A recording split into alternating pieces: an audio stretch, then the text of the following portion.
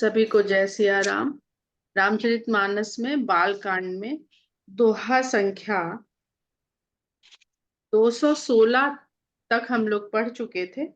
तो दोहा संख्या 215 के पश्चात जो चौपाई है वहां से हम लोग आज उसका अर्थ समझने का प्रयास करेंगे। सभी लोग म्यूट कर लें प्लीज।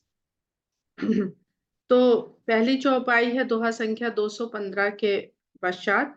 कहहु नाथ सुंदर दो बालक, मुनि कुल तिलक की नृप कुल पालक। इस चौपाई में राजा जनक विश्वामित्र जी से राम और लक्ष्मण का परिचय जानना चाह रहे हैं। ब्रह्म जो निगम नेति कही गावा, उभय बेस धर की सोई आवा। उनको जो उनका रूप रंग है उसके साथ साथ जो वहां पर उपस्थिति है उनकी उनकी उस उपस्थिति के कारण जो ऊर्जा व्याप्त है, जो लोगों के भीतर भाव जिस तरह का व्याप्त है, उसके कारण जनक जी, क्योंकि जनक जी बहुत ज्ञानी है, उनको ब्रह्म ज्ञान का भी बोध है और ब्रह्म सुख को भी निरंतर भोगते रहते हैं तो वो उस ऊर्जा को हर कोई नहीं महसूस कर सकता है। वो उस ऊर्जा को, उस भावना को अनुभव कर पा रहे हैं, इसलिए वो इस प्रकार की बात कह रहे हैं कि ब्रह्म जो निगम नेति कही गावा, उभय वेश धर की सोई आवा। कि इन दोनों के रूप में जिसको वेद ब्रह्म कह कह करके जिसका गायन करते हैं, वर्णन करते हैं, बखान करते हैं और फिर नेति कह देते हैं, वही आ गया है इन दोनों के रूप में यहाँ पर। सहज विराग रूप मन मोरा, थकित होत जिमि चंद चकोरा। ताते प्रभु पूछहु सति भाऊ, कहहु नाथ जनि करहु दुराऊ। अलका जी ने जो इस चौपाई का अर्थ समझने के लिए कहा था कि ये नहीं समझ में आई है, तो इसमें देखिए लिखा हुआ किस, म्यूट रखिए प्लीज। सरिता श्रीवास्तव जी म्यूट रखिए। पूछा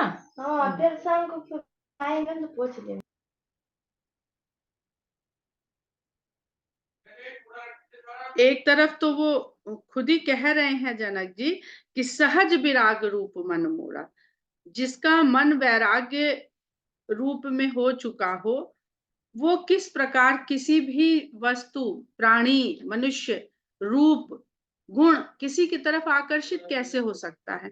परंतु उनका मन तो ऐसे आकर्षित होता है जैसे चकोर चंद्रमा की ओर आकर्षित हो जाता है। मतलब बिल्कुल ही एकदम जीवों की जो अवस्था होती है, पशु पक्षी अपनी अवस्थाओं को नियंत्रण में नहीं रख पाते हैं।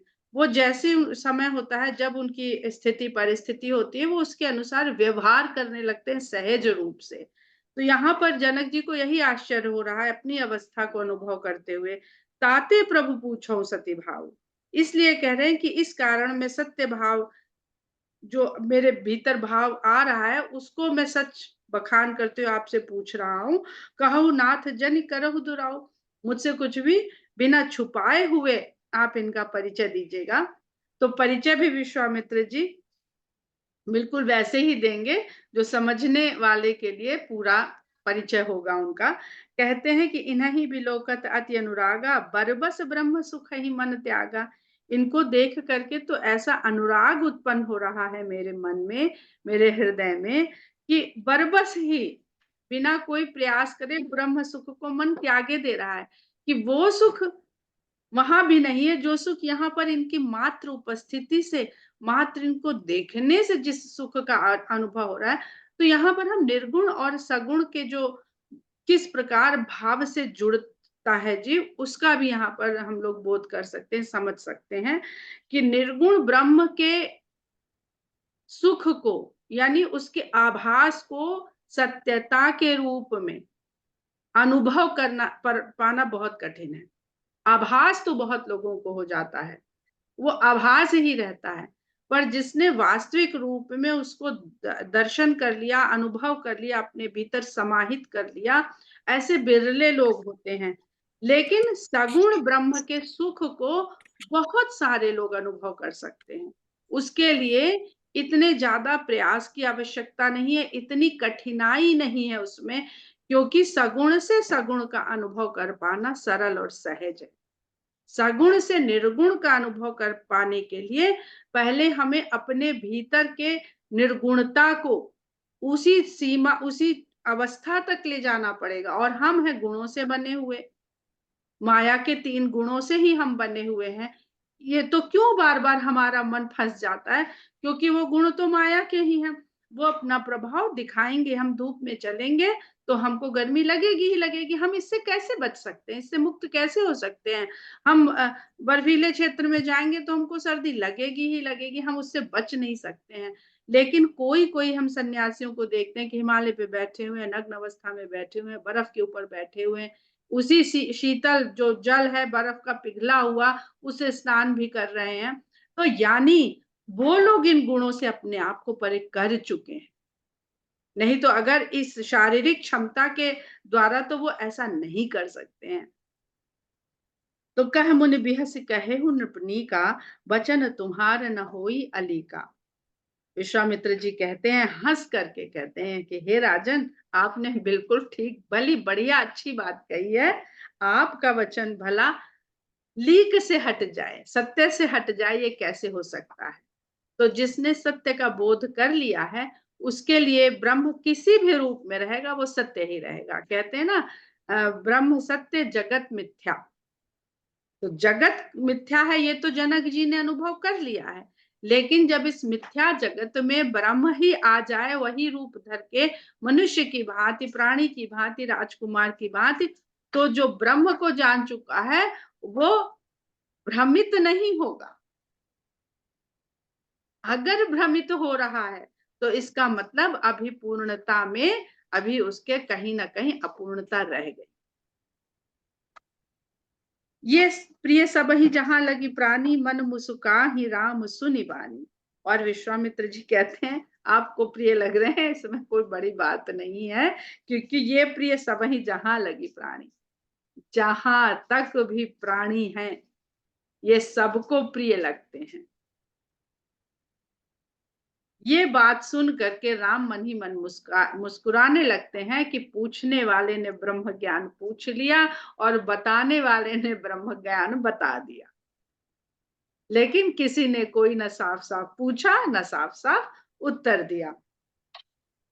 रघुकुल मनि दशरथ के जाए, मम हित लागी नरेश पठाए। वो बात कह के तुरंत कहते हैं कि ये राजा दशरथ के, रघुवंश के मणि स्वरूप जो राजा दशरथ हैं, उनके जाए हैं, पुत्र हैं, और मेरे हित के कारण राजा ने, मेरे साथी ने भेज दिया है।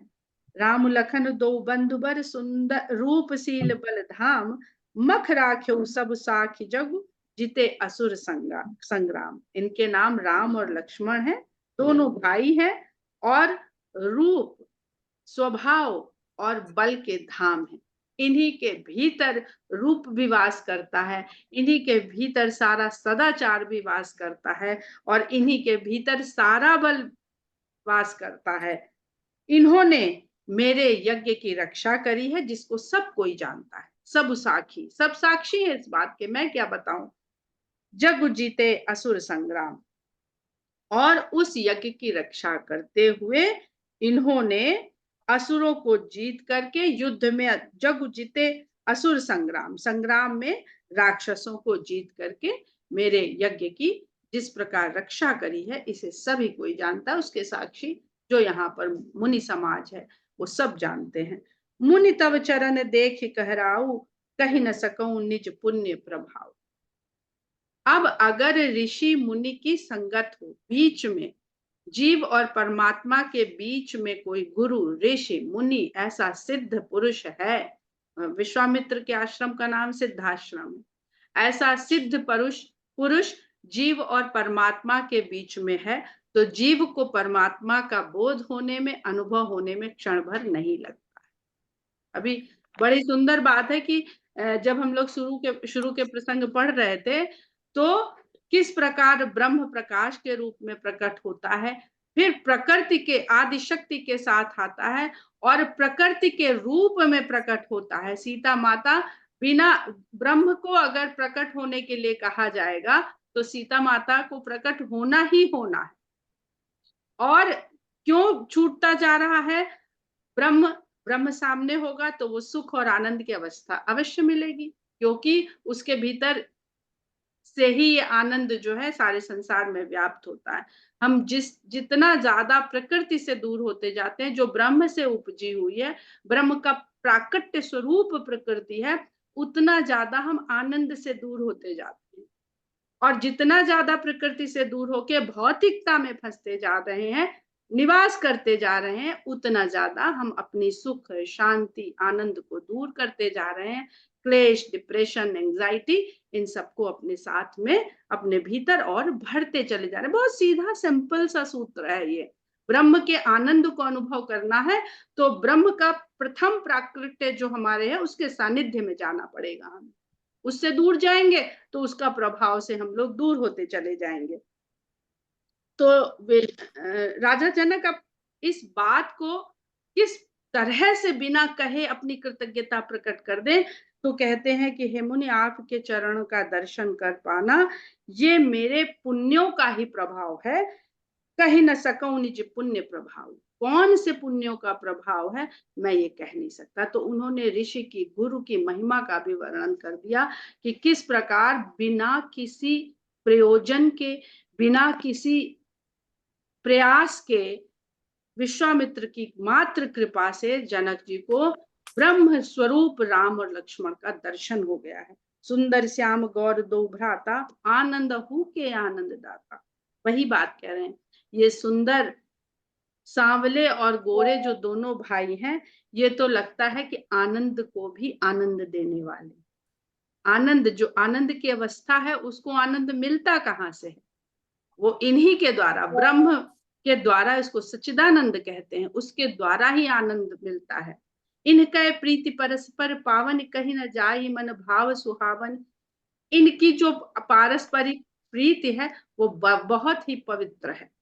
राम और लक्ष्मण का जो संबंध है, वो जब अंशों के सहित भगवान ने आने की बात कही थी, तो लक्ष्मण जी जो हैं वो सबसे ज्यादा ब्रह्म का अंश के रूप में उनके साथ है।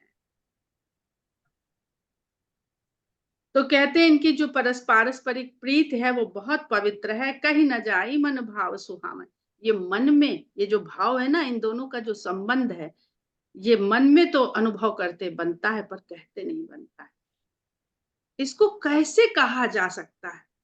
ये कहने के लिए है ही नहीं। सुनहु नाथ कह मुदित विदेहु, ब्रह्म जीव इव सहज सने। सुनहु नाथ कह मुदित विदेहु।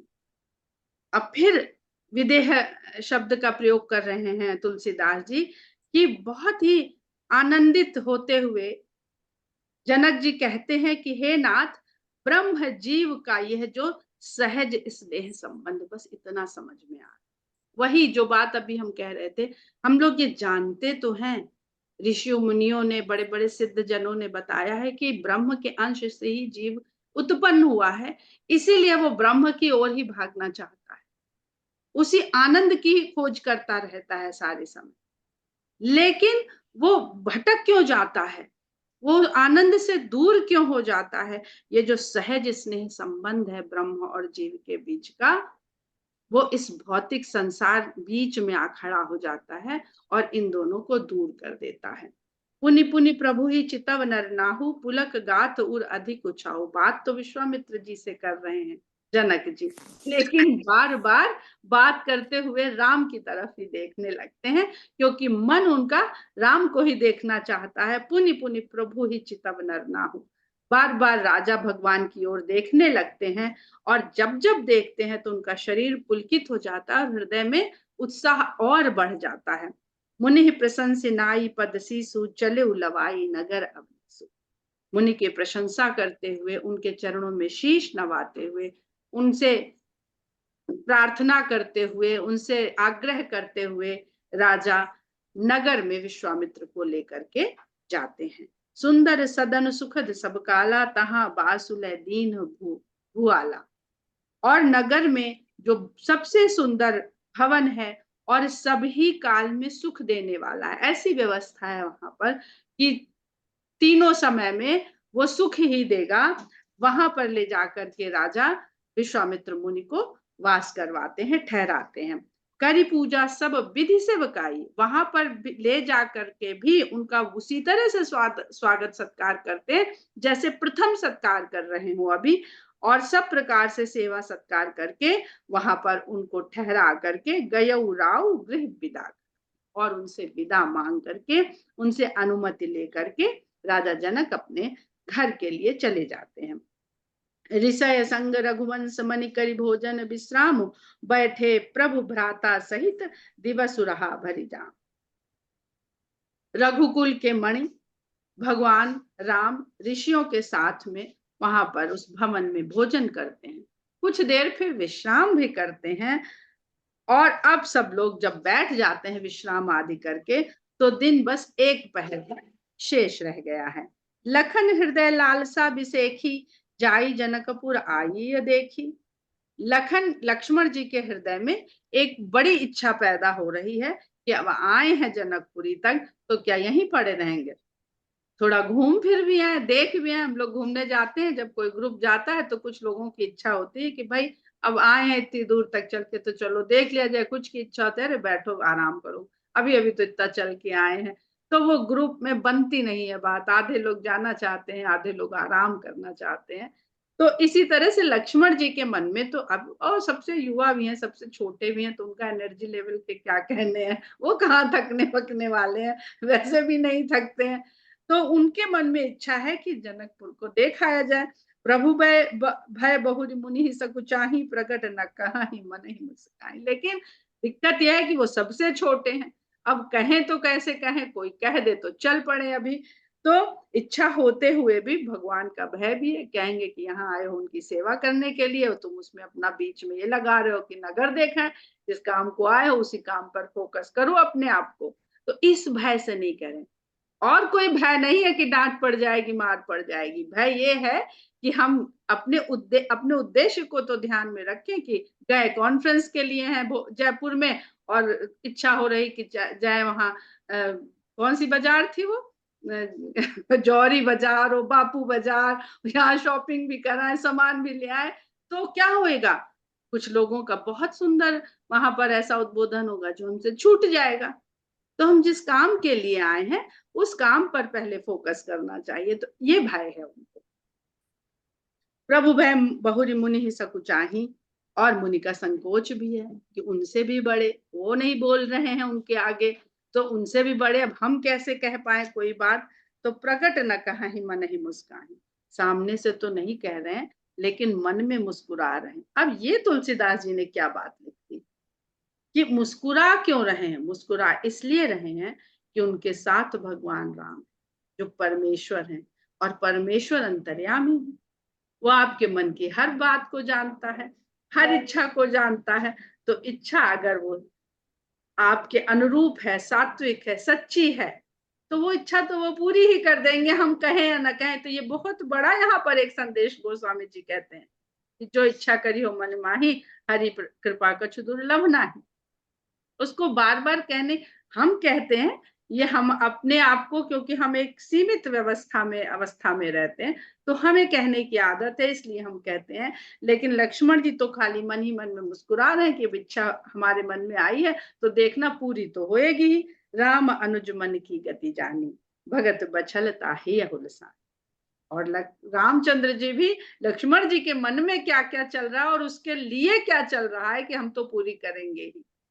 ये रामचंद्र जी भगवान राम अपने छोटे भाई के मन की गति को जान जाते हैं, उनकी दशा को समझ जाते हैं, और उनकी भक्त वत्सलता देख करके उनका हृदय उल्सित हो जाता है। क्या ऐसा ऐसा समर्पण भाव होना चाहिए, ऐसा जुड़ाव होना चाहिए अपने भगवान के प्रति। परम विनीत सकुच मुस्काई, बोले गुरु अनुशासन पाई। गुरु से आज्ञा लेते हुए बहुत ही विनम्र और संकोच के साथ मुस्कुरा करके। तो बात कैसे कहनी चाहिए जब अपनी बात किसी के सामने रखनी हो, पहले तो आपके भीतर विनम्रता हो, संकोच भी हो कि पता नहीं आप अनुमति देंगे कि नहीं देंगे, और चेहरे पर मुस्कान होनी चाहिए। इस प्रकार के भाव से भगवान राम विश्वामित्र से कहते हैं कि नाथ लखन पुर देखन चाहि, प्रभु सकोच डर प्रगट न कहाहि। कहते हैं, हे नाथ, लक्ष्मण जी जनकपुरी को देखना चाहते हैं, लेकिन आपके संकोच और डर के कारण प्रकट नहीं कर पा रहे हैं अपनी ये इच्छा को। जो राउर आय सुमय पावो, नगर दिखाई तुरंत ले आओ। यदि मैं आपकी आज्ञा पाऊं तो जल्दी से इनको नगर घुमा के दिखा के ले आऊं। वो बड़े हैं तो वो जिम्मेदारी ले रहे हैं कि आपकी आज्ञा हो तो मैं जाकर के दिखा लाऊं। सुनि मुनि से कहे बचन सप्रीति, कस न राम तुम राखो नीति। अब जिस तरह से राम संकोची बहुत है, बहुत संकोची है राम। तो मुनिश्रेष्ठ कहते हैं, बहुत प्रेम के साथ कहते हैं कि हे राम, तुम भला किस प्रकार से नीति का पालन नहीं करोगे। दोनों नीति का पालन कर रहे हैं, भक्त की नीति का पालन भी कर रहे हैं और गुरु के सामने शिष्य की नीति कैसी होनी चाहिए उसका भी पालन। धर्म सेतु पालक तुम ताता, प्रेम विवश सेवक सुख दाता। हे तात, तुम ही तो धर्म सेतु के पालक हो और प्रेम के विवश हो करके तुम ही अपने सेवकों को सुख देने वाले हो। ये चौपाई बहुत सुंदर है। धर्म सेतु पालक, जो वेदों में धर्म लिख दिया गया कि ये धर्म है। सेतु और केतु दो चीज होती है धर्म के पालन, और रामचंद्र जी ही धर्म सेतु हैं और केतु भी वही है। जो वेदों में धर्म लिखा गया है उसको पालन किया जा सकता है, ये करके दिखाने वाले राम हैं। इसलिए वो वेद में लिखित बात को संसार में वो करी जा सकती है, इसके बीच सेतु बनाते हैं। बहुत सारी बातें होती है ना, हम लोग नैतिक ज्ञान और मॉरल बुक सब बच्चों को बचपन से पढ़ाई जाती है और बड़े तक पढ़ाई जाती रहती है, लेकिन बहुत सारी बातें हम लोग खुद भी यही स्वीकार करते, अरे ये सब किताबी बातें हैं, संभव थोड़ी है। तो राम ये करके दिखाते, इसलिए वो धर्म सेतु कहलाते हैं। और केतु की उन्होंने इसको स्थापित कर दिया अपने जीवन काल में ही, मर्यादा पुरुषोत्तम के नाम से वो जगत में जाने गए, तो वो केतु भी हुए। अब कहते हैं कि जो राम के नाम का जो ध्वज है, लक्ष्मण जी उसके दंड हैं। ये बहुत सुंदर प्रसंग है, इसका कई जगह इसका जिक्र हुआ है कि राम के अगर लक्ष्मण जैसा दंड नहीं होता तो राम के जो आचरण है उसकी ध्वजा कहाँ फहराती। और आप ही प्रेम से ही विवश होते हैं, प्रेम के द्वारा ही आप विवश होते हैं, भक्तों को सुख देते हैं। जाई देख आवहु नगर सुख निदान दो भाई, करहु सुफल सबके नयन सुंदर बदन दिखाई। तो कहते हाँ हाँ, सुख के निधान आप दोनों भाई जाइए, नगर घूमिए, देखिए, और देखिए तो देखिए स्वयं के मुख का दर्शन भी तो करा आइए यहाँ नगर के लोगों को। कितना सहज हो जाएगा कि आप घूमेंगे नगर देखने के लिए, लेकिन वहां पे जितने भी प्राणी होंगे वो सब आपका मुख दर्शन कर करके वो भी तो सुखी होंगे। करहु सुफल सबके नयन सुंदर बदन दिखा। वदन यहाँ पर जो संस्कृत का शब्द वदन होता है, गज वदन, वो वदन है, ये उर्दू वाला वदन नहीं है। मुनिपद कमल बंदी दो भ्राता, चले लोक लोचन सुखदाता। इस प्रकार मुनि से आज्ञा मिलते ही दोनों भाई मुनि के चरण कमलों में वंदना करके, आज्ञा लेकर के, आभार प्रकट करके कि उन्होंने आज्ञा दी, इस बात के लिए उनकी चरण वंदना करते हैं। और चले लोक लोचन सुखदाता, पूरे संसार के नेत्र को सुख देने वाले राम और लक्ष्मण वहां से चल पड़ते हैं। बालक वृंद, इस पे इतनी शेरो शायरी करी गई है, ये जो तुलसीदास जी ने ये चौपाई लिखी है। बालक वृंद देख यति शोभा, लगे संग लोचन मन लोभा। अब जब निकल पड़े तो सबसे पहले बच्चों के झुंड उनको मिले। बालक वृंद देख यति शोभा, और उनकी सुंदरता से मोहित होकर के सब उनके साथ साथ चलने लगे। लगे संग लोचन मन लोभा, आंख के जरिए उनके मन उनके लोभ में फंस गए और उस मन से फंसे हुए वो राम लक्ष्मण के पीछे पीछे चल पड़े। बहुत पुराने जमाने में, आज से 40-50 साल पहले, अगर आप गांव में गाड़ी से चले जाइए, अब तो बहुत आसान, बहुत गाड़ियां जाने लगी शहरों गांवों में, हो गई लोगों के पास। लेकिन पहले आप गाड़ी से जाइए तो सबसे पहले जैसे गांव में प्रवेश करते थे तो बच्चों के झुंड गाड़ी के पीछे पीछे दौड़ने लगते थे। सड़कें नहीं थी, मैदान पगडंडी से होते हुए निकलती थी, तो उसके पीछे पीछे दौड़ने लगते थे। यानी बालक इतना सहज और सरल होता है कि उसको परवाह नहीं होती कि कोई देखेगा तो क्या सोचेगा, कि हमने कभी गाड़ी नहीं देखी। इस तरह वो और लोगों को भी सहज कर देता है जो बच्चा होता है, इसीलिए भोला भोले मन का होता है। तो पीत बसन परिकर कटि भाथा, चारु चाप सर सोहत हाथा। अब तुलसीदास जी जनकपुर किस तरह से राम का दर्शन कर रहा है उसका वर्णन कर रहे हैं, और उस बहाने से तुलसीदास जी भगवान के रूप का वर्णन करते हुए स्वयं भी उसका आनंद ले रहे हैं और पढ़ने वाले को भी उसका आनंद दे रहे हैं। तुलसीदास जी जहां मौका मिलता है राम के रूप, सौंदर्य, बल, शील सबका वर्णन करने में चूकते नहीं है। ऐसी उनके पास क्षमता है। पर आगे देखेंगे कि वही तुलसीदास जी जब सीता माता का वर्णन करने की बारी आती है तो वहां पर अपने को बिल्कुल रोक देते हैं।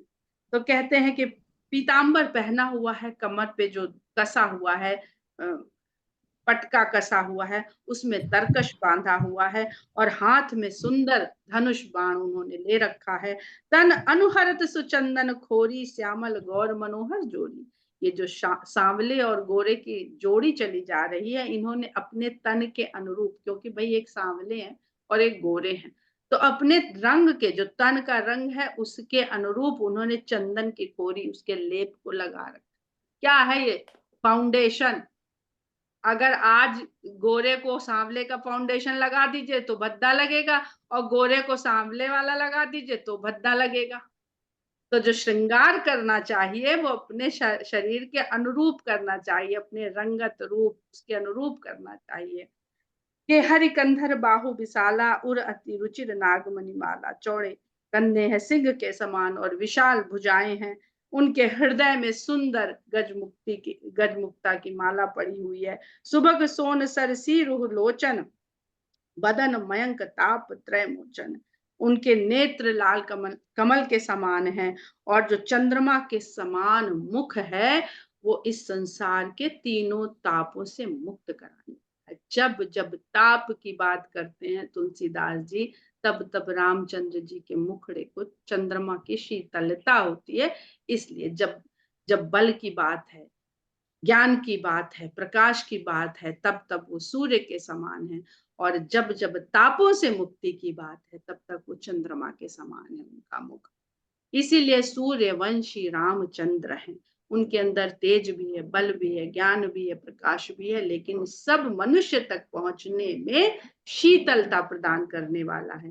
कानन ही कनक फूल छवि देही, चितवत चितहि चोरी जनु लही। कानों में सोने के कर्ण फूल सुंदर छवि उत्पन्न कर रहे हैं, और चितवत चितहि, जिधर भी दृष्टि डाल के देख लेते हैं, चोरी जनु लेही, जैसे कोई चोर हो उस तरह से लोगों का मन चुरा लेते हैं।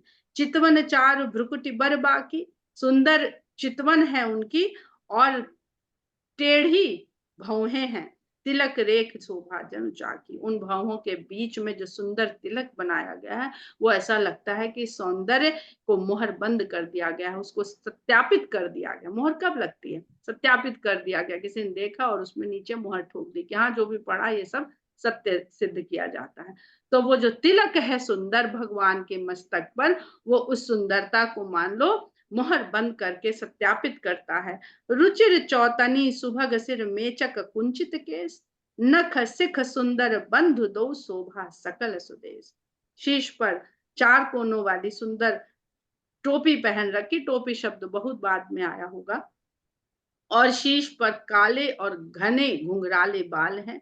नख से लेकर के शिख तक, पैर के नाखून से लेकर के शीश तक, शिख तक, जो चोटी को भी शिखा कहते हैं, जहां पे केश होते हैं, वहां तक दोनों भाई सुंदरता से परिपूर्ण है, भरे हुए, शोभा सकल सुदेश। कहीं ये कमी नहीं, किसी कहेगा, कोई कहेगा कि ये चेहरा तो अच्छा है पर नाक थोड़ी-सी गड़बड़ है, या हाथ थोड़े से अच्छे नहीं है, या पैर में ये गड़बड़ ना, जैसी सुंदरता जहाँ की होनी चाहिए, वैसी सुंदरता है। देखन नगर भूप सुताए, समाचार पुरवासिन पाए। दोहा संख्या 219 पर ही हम लोग भगवान के सौंदर्य का वर्णन करते हुए विराम लेते हैं, और इस सौंदर्य को देखते हुए जनकपुरी के लोग किस तरह के भावों को प्रकट करते हैं, क्या-क्या वो कहते हैं, ये सब बात का आनंद हम लोग अगले सेशन में लेंगे। कल मंगलवार है, हम लोग कल हम मंगल चर्चा करेंगे। सभी लोगों से आग्रह है कि वो अपने-अपने भाव प्रकट करें, और अगर कोई जो वहाँ गए थे हम लोग कॉन्फ्रेंस में, उसमें से कोई उपस्थित हो इस समय जो अपना पेपर वहाँ पढ़ा हो, वो पढ़ना चाहते हो, तो प्लीज़ वो हमसे कॉन्टैक्ट कर लेंगे और कल वो अपना पेपर यहाँ पर पढ़ सकते हैं। अगर नहीं है कोई, मेरे पास कोई किसी का नहीं आता है, तो हम लोग कल आपस में चर्चा करते हुए कल मंगल चर्चा करेंगे। जय सिया राम।